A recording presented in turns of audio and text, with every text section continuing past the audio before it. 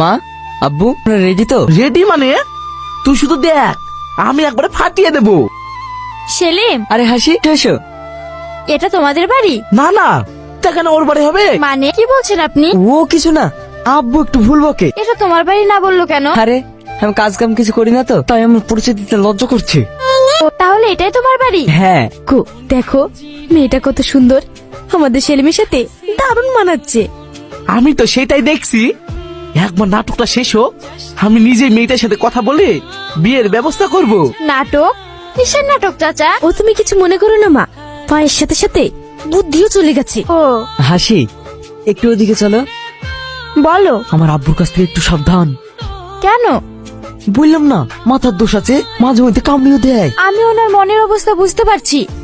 ওসব নিয়ে তোমাকে টেনশন করতে হবে না, ইয়ে তো পুরোই মাথার দোষ। কিচ্ছু নাই, একবারই শেষ। ঠিক আছে, আজ তাহলে আমি আসি। হ্যাঁ হ্যাঁ হ্যাঁ, চলো তোমাকে একটু এগিয়ে দিই। চাচা, আছি, তাহলে আমি আসি।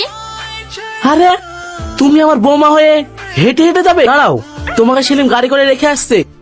চলো তাহলে বিয়ের তারিখটা। আমি বাড়ি গিয়ে জানিয়ে দেবো। ঠিক আছে। আব্বু, তোমাদের দুজনের সঙ্গে একটা জরুরি কথা আছে। কথা? আমি ওকে খুব ভালোবেসে ফেলেছি, ওকে পাওয়ার জন্য কি করব বুঝতে পারছিলাম না।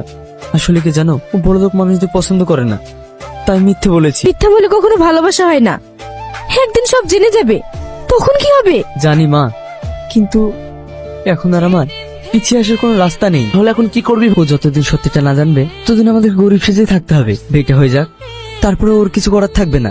দেখ, স্বামী স্ত্রী সম্পর্ক কখনো মিথ্যার উপর টিকে থাকতে পারে না। আমি কিছু জানি না মা, আমি ওকে হারাতে চাই। চিন্তা করিস না,